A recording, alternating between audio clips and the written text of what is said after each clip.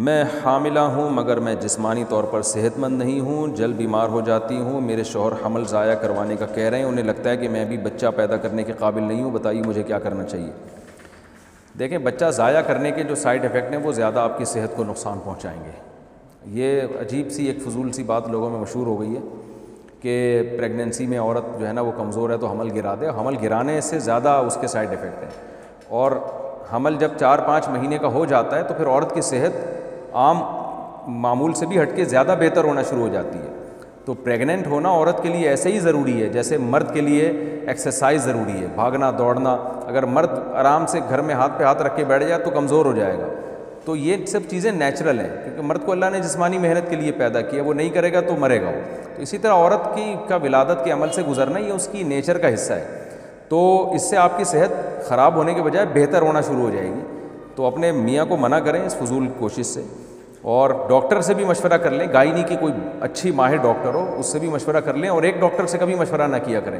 یہ لوگوں کو میرا ویسے ہی مشورہ ہے کہ کسی بھی فیلڈ میں نا جب آپ نے ڈاکٹر سے علاج کرانا ہے کسی بھی مرض کا، تو اس مرض کے 2-3 اسپیشلسٹ سے مشورہ کیا کریں، ایک پر اکتفا نہ کیا کریں، پھر صحیح رائے انسان کے سامنے آتی ہے۔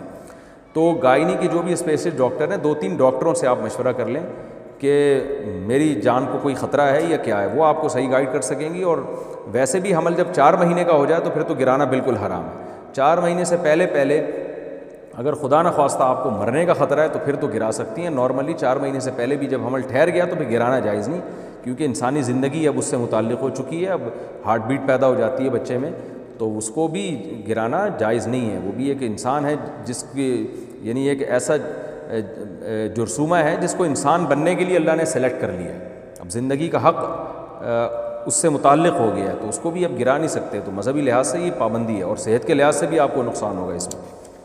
اور اگر یہ شروع کے میں ہر عورت کو تکلیف ہوتی ہے، بہت سارے مسائل سے گزرتی ہے جب پریگننسی ہوتی ہے، اس کے بعد 6-7 مہینے میں جو ہے وہ نارمل حالت ہو جاتی ہے، بلکہ پریگننسی میں عورت کی صحت عام حالت سے زیادہ اچھی ہوتی ہے۔ عام طور پر یہ مشہور کر دیا میڈیا نے کہ عورت کمزور ہو جاتی ہے، یہ ہو جاتا ہے، وہ ہو جاتا ہے۔ جب عورت کو پریگننسی نہیں ہوتی نا تو وہی خون جو بچہ بننے میں استعمال ہوتا ہے وہ حیض کے ذریعے ضائع ہوتا ہے، اور میں نے ڈاکٹروں سے خود سنا ہے کہ وہ زیادہ اس میں عورت کی انرجی زیادہ یوٹیلائز ہوتی ہے۔ جو حیض کا خون ہر مہینے آ رہا ہے نا، تو جب پریگننسی ہوتی ہے تو وہ خون آنا بند ہو جاتا ہے، ورنہ وہ اس طرح سے ضائع ہوتا ہے خون۔ تو یہ پروپیگنڈا بہت ہے پریگننسی کے بارے میں اور حمل کے بارے میں نا سوسائٹی میں، اور خواتین ہماری اس پروپیگنڈے کا شکار ہے۔ تو صحت مند زندگی عورت چاہتی ہے تو اس کو یہ ولادت کے عمل سے اور بچہ پیدا کرنا، بچے کو فیڈ کرانا، یہ اسی طرح ضروری ہے جیسے مرد کے لیے بھاگ دوڑ کرنا۔ تو نہیں کریں گے تو وہ عمر بھی کم ہو جائے گی، موٹاپا بھی آئے گا، اور 20 قسم کی نفسیاتی بیماریاں پیدا ہوتی ہیں۔ یہ ساری پھر عورت کے لوازمات میں سے، کیونکہ نیچرل ہے یہ۔